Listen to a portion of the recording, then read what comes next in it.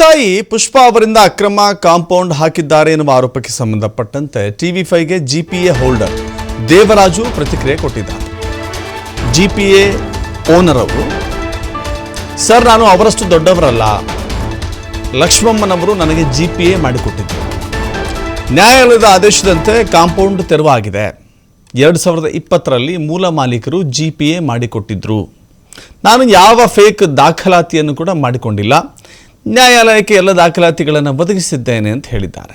ಈ ವಿಚಾರಕ್ಕೆ ಸಂಬಂಧಪಟ್ಟಂತೆ ಯಶ್ ತಾಯಿ ಅವರ ಆರೋಪ ಜೊತೆಗೆ ಅವರು ಹೇಳಿದಂಥ ವಿಚಾರದಲ್ಲಿ ಯಾವ ಸತ್ಯ ಯಾವ ಸುಳ್ಳು ಅನ್ನೋದನ್ನು ನೋಡಬೇಕಾಗಿದೆ. ಬಟ್ ಜಿಪಿಎ ಹೋಲ್ಡರ್ ದೇವರಾಜ್ ಮಾತ್ರ ಈ ವಿಚಾರವನ್ನು ಕ್ಲಿಯರ್ ಕಟ್ ಆಗಿ ಹೇಳಿದ್ದಾರೆ.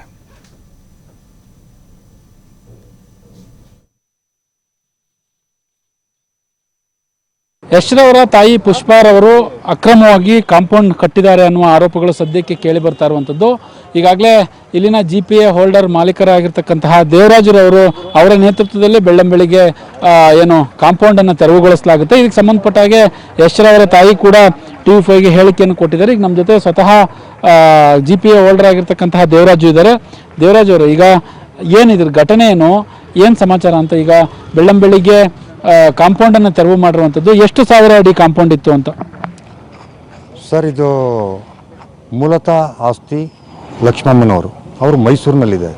ಅವರಿಗೆ ವಯಸ್ಸಾದ್ರಿಂದ ಅವರು ಟೀಚರು, ನಮ್ಮ ತಂದೆನೂ ಟೀಚರು. ಆ ಒಂದು ವಿಶ್ವಾಸದಲ್ಲಿ ಅವ್ರು ಮೈಸೂರಲ್ಲಿದ್ದರಿಂದ ಈ ಪ್ರಾಪರ್ಟಿಯನ್ನು ನೋಡ್ಕೊಳ್ಳೋಕ್ಕೆ ನಾನು ಇಲ್ಲಿ ಹಾಸನ ಪಕ್ಕ ಹಳ್ಳಿಯವನು. ಅದರಿಂದ ನನಗೆ ಇದನ್ನು ಜಿಪಿಎ ಹೋಲ್ಡರ್ 2020ರಲ್ಲಿ ಮೈಸೂರು ಸಬ್ ರಿಜಿಸ್ಟ್ರ್ ಆಫೀಸಲ್ಲಿ ಮಾಡಿಕೊಟ್ಟಾಗ ಈ ಪ್ರಾಪರ್ಟಿಯನ್ನು ನಾನು ನೋಡ್ಕೊತಾ ಇರ್ತೀನಿ. ನನಗೆ ಜಿಪಿಎ ಆದಮೇಲೆ ಪುಷ್ಪಾ ಅವರು ಕುಟುಂಬದವರು ಇದನ್ನು ಕಾಂಪೌಂಡ್ ಹಾಕಲಿಕ್ಕೆ ಅಂತ ಬರ್ತಾರೆ. ವಿಷಯ ತಿಳಿದು ನಾನು ಬಂದದನ್ನು ತಡೆಯಕ್ಕೆ ಬಂದಾಗ ಅವರು ಇಲ್ಲ ನಮ್ಮದೇ ಜಾಗ ಅಂತಾರೆ. ನಾನು ಕಂಪ್ಲೇಂಟನ್ನು ಕೊಟ್ಟೆ, ನಮ್ಮ ಜಾಗಕ್ಕೆ ಈ ಥರ ಅತಿಕ್ರಮಣವಾಗಿ ಇವರು ಕಾಂಪೌಂಡ್ ಹಾಕ್ತಾ ಇದ್ದಾರೆ ಅಂತ ಅಂದಾಗ ಏನು ಅಂತ ಗೊತ್ತಿಲ್ಲ. ಅದು ಪೊಲೀಸ್ನವರಿಂದ ನಮಗೆ ನ್ಯಾಯ ಸಿಗಲಿಲ್ಲ. ಆವಾಗ ನಾನು ನ್ಯಾಯಾಲಯಕ್ಕೆ ಹೋದೆ. ನೀವು ನ್ಯಾಯಾಲಯಕ್ಕೆ ಹೋಗಿ ಅಂದರು. ನ್ಯಾಯಾಲಯಕ್ಕೆ ಹೋದಾಗ ನ್ಯಾಯಾಧೀಶರು ಏನು ಹೇಳ್ತಾರೆ, ಎಲ್ಲ ದಾಖಲಾತಿಗಳನ್ನು ಅವ್ರು ಕೇಳಿದ ದಾಖಲಾತಿಯನ್ನು ಒದಗಿಸ್ತು. ನಮ್ಮ ಹತ್ರ ಇತ್ತು, ನಾವು ಕೊಟ್ವಿ. ಇವರು ಯಾವುದೇ ನ್ಯಾಯಾಲಯಕ್ಕೂ ಬರಲಿಲ್ಲ, ಹಾಜರಾತಿನೂ ಆಗಲಿಲ್ಲ. ಈಗ ಕೋರ್ಟ್ ತೀರ್ಮಾನ ಬಂತು ಅಂದ ನಂತರ ನಾನು ನೋಟಿಸನ್ನು ಅಂಟಿಸ್ದೆ. ಅಂಟಿಸಿ ಹಿಂದೆ ಒಂದು ಮಾತು ಹೇಳಿದರು ಮೇಡಮ್. ನನಗೆ ಒಂದು 8 ನಿಮಿಷ ನನ್ನ ಹತ್ರ ಮಾತಾಡಿ ಬನ್ನಿ ಕೂತು ಮಾತಾಡೋಣ ಅಂತ ಅಂದ್ಬಿಟ್ಟು, ನಿಮ್ಮದು ಜಾಗ ಅಂತ ಆದರೆ ನಾನು ಅನ್ಯಾಯ ಮಾಡಲ್ಲ, ನಿಮಗೆ ಬಿಟ್ಕೊಡ್ತೀನಪ್ಪ ಅಂತಲೂ ನನಗೆ ಹೇಳಿದರು.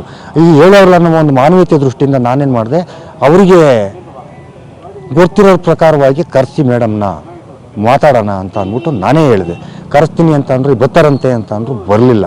ಇದು 1-2 ವಾರ ಈ ಥರ ಆಯಿತು. ಈಗ ನಮ್ಮ ಜಾಗನ ನಾವು ಸ್ವಾಧೀನಕ್ಕೆ ತಗೊಂಡಿದ್ದೀವಿ.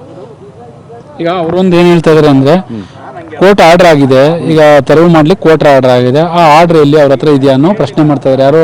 ಪುಷ್ಪಾ ಅವರು ಮಾಡ್ತಾ ಇದ್ದಾರೆ, ಯಶ್ರವರ ತಾಯಿ. ಸರ್, ಈಗ ಕೋರ್ಟಲ್ಲಿ ಏನಾಗಿದೆ ಅನ್ನೋ ಕಾಫಿಯನ್ನು ನಿಮ್ಮ ಕೈಲಿ ಮಾಧ್ಯಮದವ್ರ ಕೈಲಿ ಕೊಟ್ಟಿದ್ದೀನಿ ತಾನೆ. ಇಲ್ಲೇ ಇದೆ, ನೀವೇ ನೋಡಿ ಸರ್.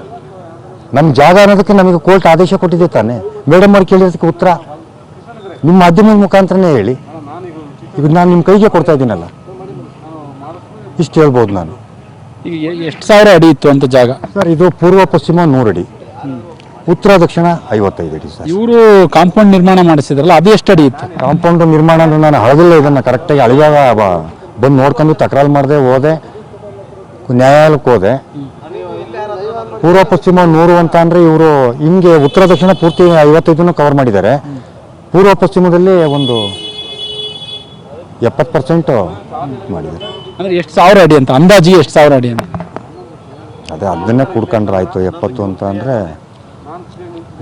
ಕ್ಲಾರಿಕೇಟ್ ಮಾಡಿ ಹೇಳ್ಬೇಕಾಗುತ್ತೆ ಅಷ್ಟೇ. ಎಷ್ಟು? 1,500 ಅಡಿ ಆಗುತ್ತಾ? ಜಾಸ್ತಿ ಆಗುತ್ತೆ ಸರ್. ಈಗ ಕೊನೆಯದಾಗಿ ಏನು ಹೇಳಲಿಕ್ಕೆ ಬಯಸ್ತೀರಾ? ಅಂದರೆ ಇದಕ್ಕೆ ಸಂಬಂಧಪಟ್ಟ ಏನು ಹೇಳಲಿಕ್ಕೆ ಬಯಸ್ತೀರಾ? ಸಂಬಂಧಪಟ್ಟಾಗೆ ನಮ್ಮ ಭಾರತ ದೇಶದ ಸಂವಿಧಾನದಲ್ಲಿ ನ್ಯಾಯಾಲಯದಲ್ಲಿ ನಮಗೆ ಒಳ್ಳೆ ತೀರ್ಪು ಕೊಟ್ಟಿದೆ. ಇದನ್ನು ಸ್ವಾಗತಿಸ್ತೀನಿ. ಇದರಿಂದ ನಮಗೆ ಎಲ್ಲ ರೀತಿಯ ಮಾಧ್ಯಮದವರು ಇರ್ಬೋದು ಅಥವಾ ಸರ್ಕಾರದಿಂದ ಇರ್ಬೋದು, ನಮಗೆ ಒಂದು ಸಹಾಯವನ್ನು ಮಾಡಿ ನಮಗೆ ಒಂದು ನ್ಯಾಯ ದೊರಕಿಸ್ಕೊಡ್ಬೇಕು ಅಂತ ನಾವು ಕೇಳ್ಕೊತಾ ಇದ್ದೀವಿ. ಯಾಕೆಂದರೆ ಅವರು ಪ್ರಭಾವ ಬೀರಿ ಮುಂದೆ ಬೇರೆ ರೀತಿಯಲ್ಲಿ ಅವರು ಇದು ಮಾಡ್ಬೋದು. ಅದರಿಂದ ನಾವು ಅಷ್ಟು ಬಲಾಢ್ಯ ಅಲ್ಲ ನಾವು ಅಂತ ಇದನ್ನು ಮಾಧ್ಯಮದ ಮುಂದೆ ನಾನು ಕೇಳ್ಕೊಳ್ಳೋಕ್ಕೆ ಇಷ್ಟಪಡ್ತೀನಿ ಸರ್. ಓಕೆ, ಇದಿಷ್ಟು ಅಂದರೆ ಜಿಪಿಎ ಹೋಲ್ಡರ್ ದೇವರಾಜು ರವರು ಟಿವಿ5ಗೆ ಹೇಳುವಂಥ ಮಾತು. ಯಾಕಂದರೆ ಕೋರ್ಟ್ ನಿರ್ದೇಶನದಂತೆ ಕೋರ್ಟ್ ಆರ್ಡರ್ನ ತೆಗೆದುಕೊಂಡು ಬಂದು ನಾನು ಈಗಾಗಲೇ ಈ ಹಿಂದೆ ನೋಟಿಸನ್ನು ಕೂಡ ಅಂಟಿಸಿದ್ದು. ಅದ್ರ ಪ್ರಕಾರ ನಾನು ಏನು ಈ ಮನೆಯ ಮುಂದೆ ಹಾಕಿರ್ತಕ್ಕಂತಹ ಕಾಂಪೌಂಡ್ ಏನಿದೆ ಆ ಕಾಂಪೌಂಡನ್ನು ತೆರವು ಮಾಡಿದ್ದೇವೆ